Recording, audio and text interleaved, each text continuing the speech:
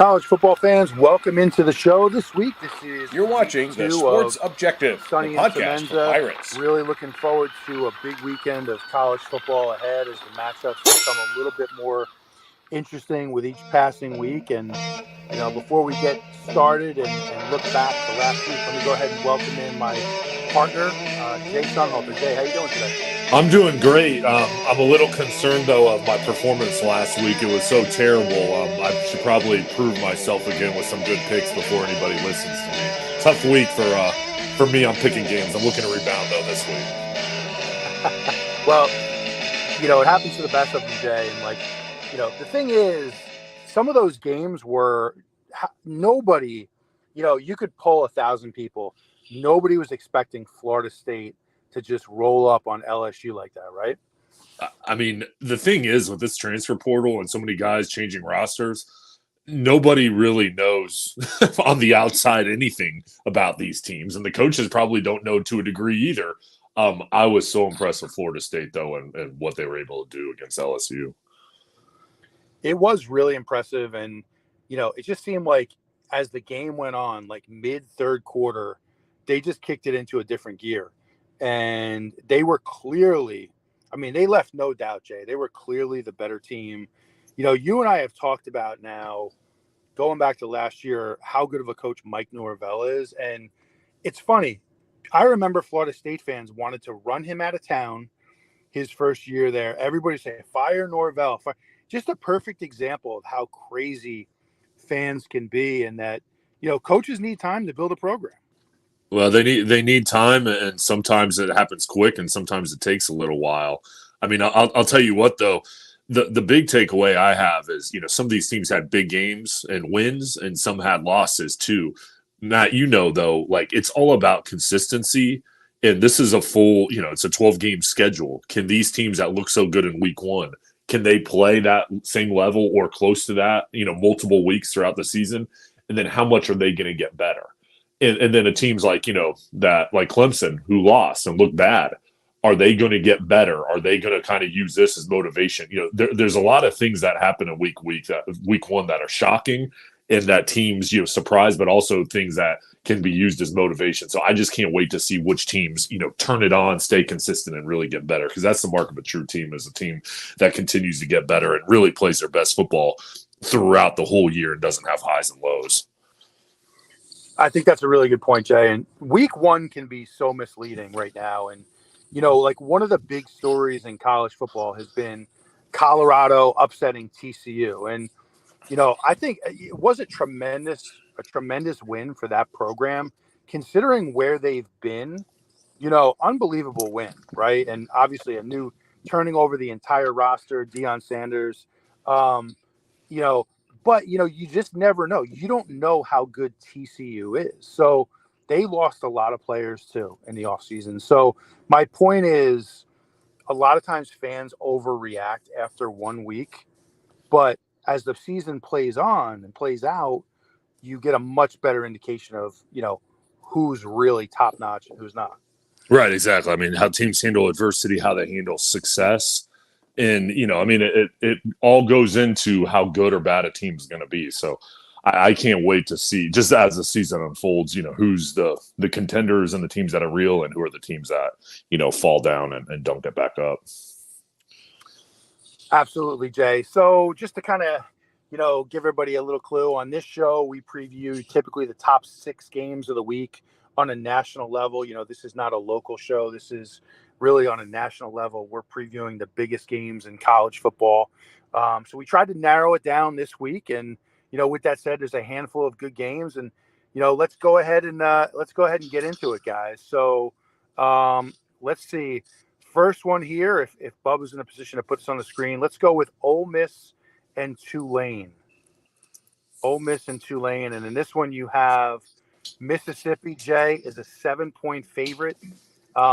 In New Orleans, these teams played a few years ago, and Ole Miss was able to really run away with it and pound Tulane. But different story this year. Both teams are ranked.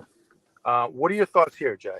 Well, you look at these teams, and on paper, Ole Miss, SEC team, high offense, it's going to score a lot of points.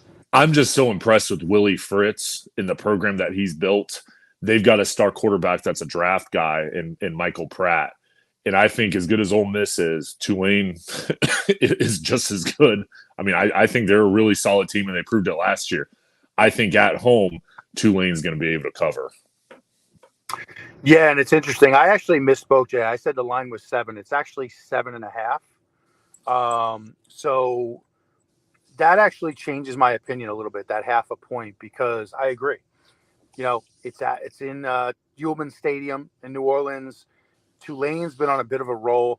They kind of remind me right now, Jay, a little bit of how Boise was like 10 years ago, where it just seems like everything's going right for Tulane. And I thought I was very impressed with their win last week against South Alabama.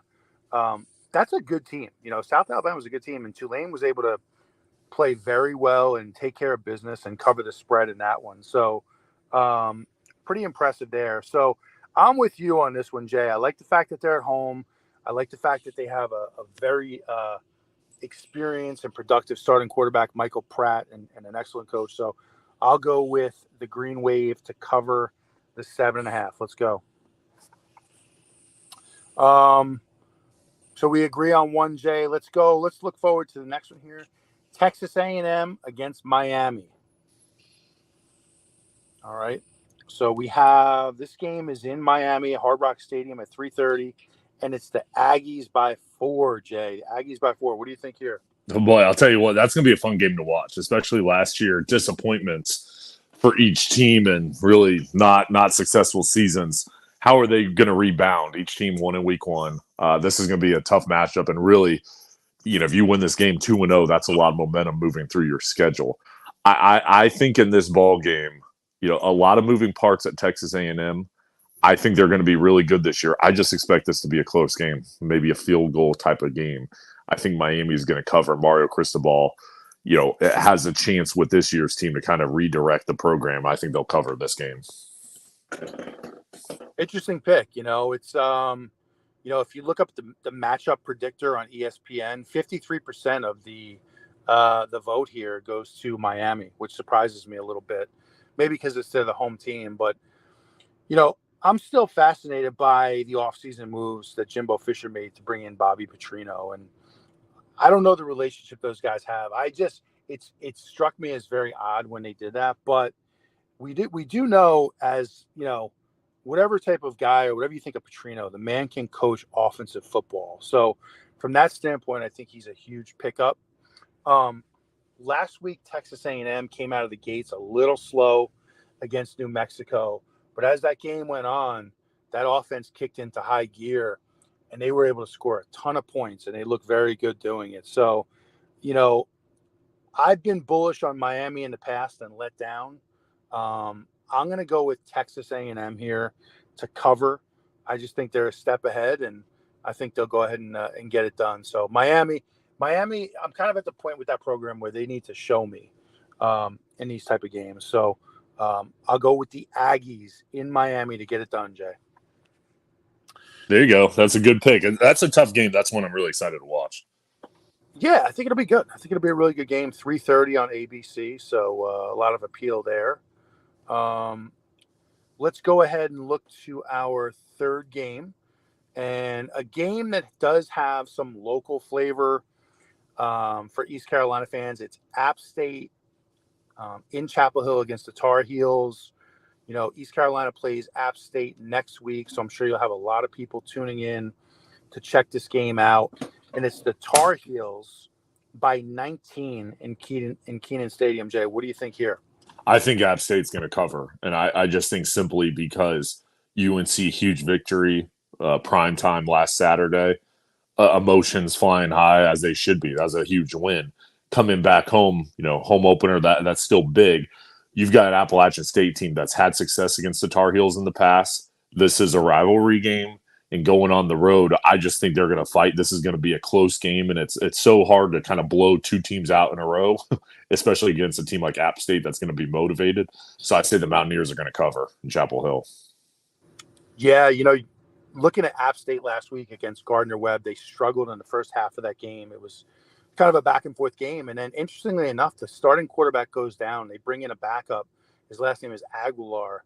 He goes 11 for 13, Jay, 175 and 4 touchdowns in the second half. So it almost looks like they got more production out of the backup there, which is a good sign for them moving forward.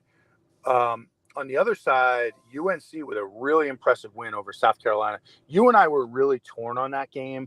We both thought it was going to be, right down to the wire. It could go either way.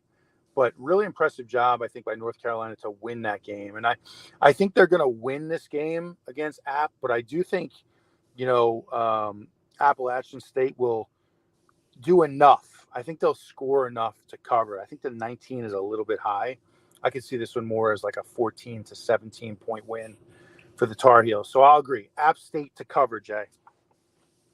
Good pick. Yeah, it's going to be fun to watch. 5:15 on the ACC network here. Let's go ahead and look to the next one here.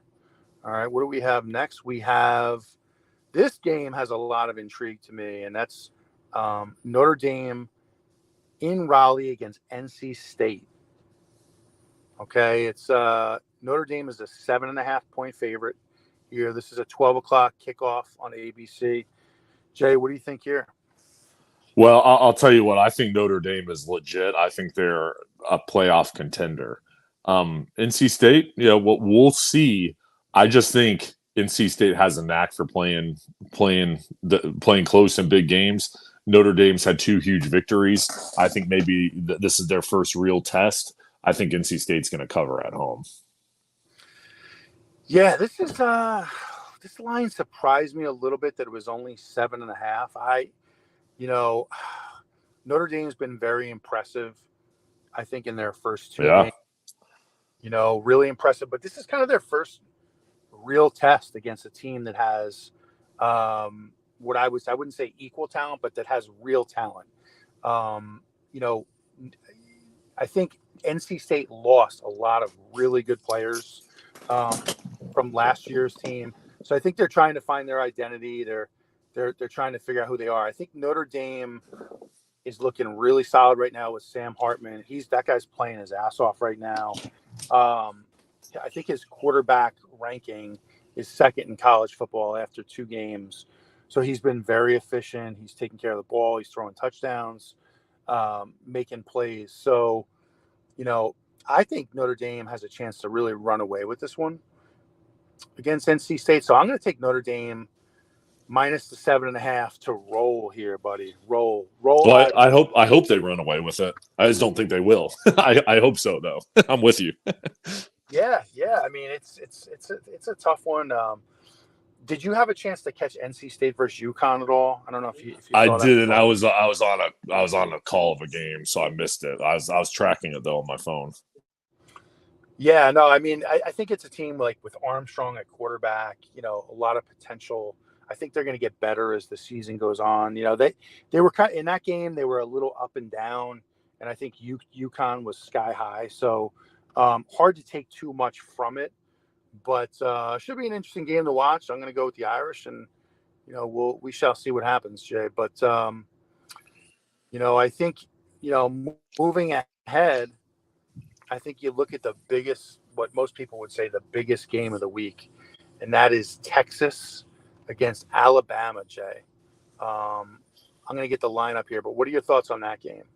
Well, I think it's going to be outstanding. I think anytime you get those 2 teams with a tradition together, it being a night game, it's going to be awesome. So I expect to be a close game, and first test really for both teams this year, and Texas is going to have the more experienced quarterback in this game, so can't wait to watch it unfold.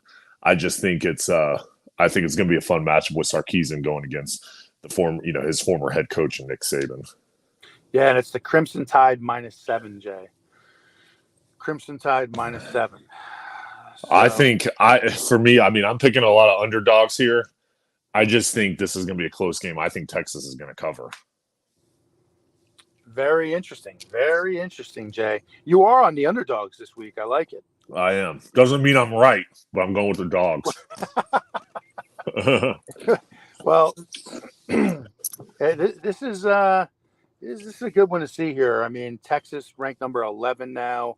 Um, you know, I just have a hard time going against Alabama at home.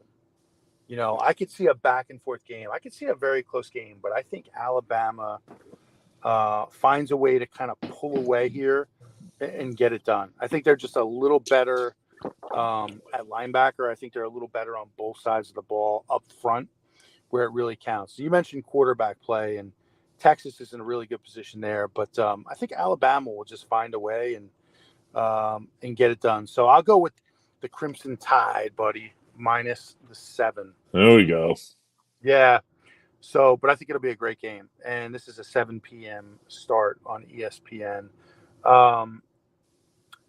Jay, let's take a look here at the East Carolina Marshall game. You have Marshall coming into Greenville. They've never won here. In historically, they've never won a game in Greenville, but several awesome matchups. A lot of history here with the plane crash back to 1971. I think this is going to be an absolute war. Last I checked, it's Marshall -3, which really surprised me a little bit. I didn't think either team was impressive last week, but I thought this game would remain, East Carolina -1, -2, somewhere in that range because we're the home team. What are your thoughts here? Yeah, well, I think I agree. I think this is going to be an amazing game. I think it's going to go down to the wire. I saw Marshall last year in person in their bowl game against UConn, and I was really impressed with how Charles Huff's built their team. I mean, it's a team that's going to run the ball, they're going to stop the run, and they're going to rush the quarterback. Outstanding defense that can run the ball.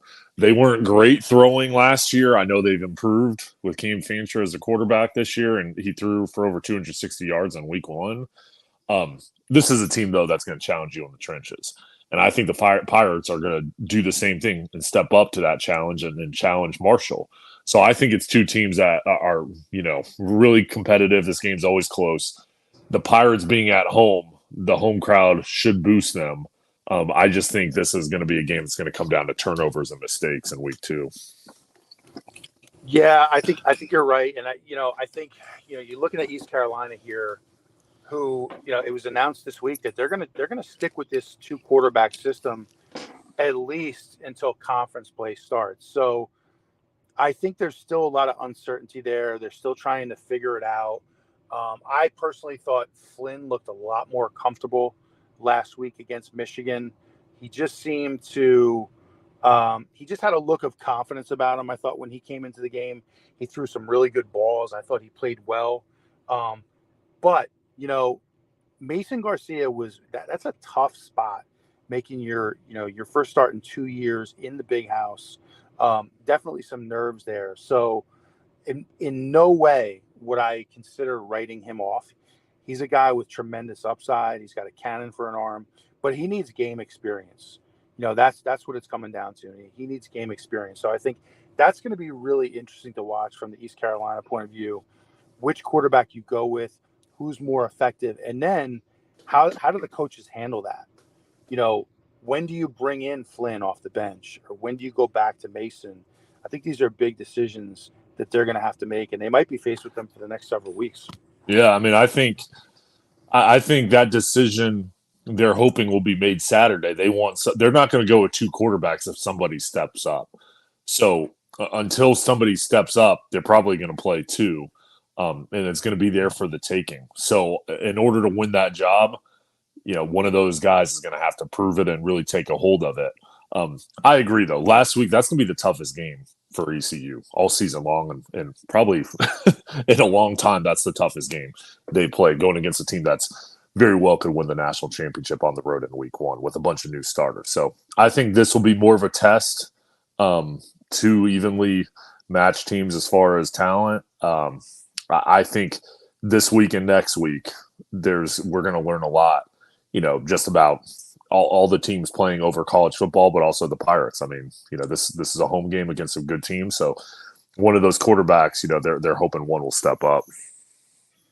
Yeah, and I really think Marshall, they struggled last week against Albany, of all teams. They were not impressive, but you and I both know it's week one. They were holding some things back offensively.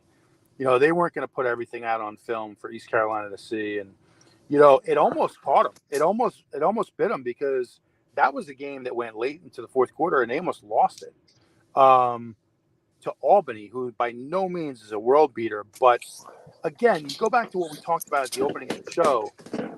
It's hard to take too much from week one because in college football you don't have the benefits of preseason. NFL, you get what is it? I don't know, 4 preseason games now they get in the NFL to kind of work through things, make sure you're on the same page, get some continuity. In college football, it's different. So week one can a lot of times be really sloppy. So I try not to overreact to it. I expect a much improved Marshall team to come into Dowdy-Ficklen this Saturday. And I think, Jay, it's kind of strength on strength. Marshall's strength is the running back, Ali. He's their best player. He's kind of the engine for that team. They're going to try to get him the ball, get it in his hands. And I think the strength for East Carolina is the front seven, stopping the run. They were really effective last week against Michigan. Did a very good job there. My thing with ECU is, can we stop the pass? It's one thing to load up against the run and shut down the ground game, but if you're just getting carved up in the secondary, you really didn't accomplish much. So I think, the big thing for East Carolina is, you got to stop Ali, but you're going to have to play better in the secondary this week and get off the field on third downs. Last week, Michigan converted 6 out of 10 on third downs. And a lot of those were like 3rd and 10, 3rd and 11. And that's going to get you beat. It doesn't matter who you play. If we can't get off the field on third down, Jay, it's going to be a long day. Yeah, I mean that's the key is you got to get off the field on third down. You got to do certain things in order to win the game. Turnover battle, usually play well on special teams, get off the field on third down, and execute on offense on third down to a certain degree, of success on those parts. So I think if this is going to, each team has a week under their belt, which team is going to come in more motivated and which team is going to improve the most after they saw their film. And I think for Marshall, they didn't play well against Albany, even though they won. So they're going to come in motivated. And same thing with the Pirates. I mean, a lot on the line in this game. Yeah, there's no doubt. It's a huge game. I mean, this is a huge game for East Carolina in particular because, you're on the road at App next week. You have to win, in my opinion, you have to win one of these 2 games. If you're ECU, you have to win one of the 2. Now, you can definitely win the next 2, but you can also lose the next 2. Right. So this is an interesting point. Early in the season, the Pirates need to find their identity on offense quickly, in my opinion, if they're gonna win this game. So I think it'll be a fun one to watch. I personally, I'm not just saying this to sound like some ECU homer, but I think the Pirates are going to get it done. It is a home game. Marshall's never won there. There's some history. I think that we'll do just enough to win this game, Jay. Yeah, I agree. I mean, I think the Pirates are going to come out there and play well, be motivated. And in a tough matchup, this is when you want guys to step up. So I think we'll learn a lot. I agree with you, though. I think ECU's going to find a way. And this could be, if they come through, it could be a big win to, catapult the season. Yeah, absolutely, Jay. And, before we get off here, Jay, I know you called the game in Charlotte last week. I know, there was a great picture that that Bubba and I had. Bubba, if we can get that picture up on the screen here, we had an awesome picture of Jay, right? There it is. There we go. Now, Jay, did you switch allegiances to Charlotte? Is that what I'm seeing here? I love every team.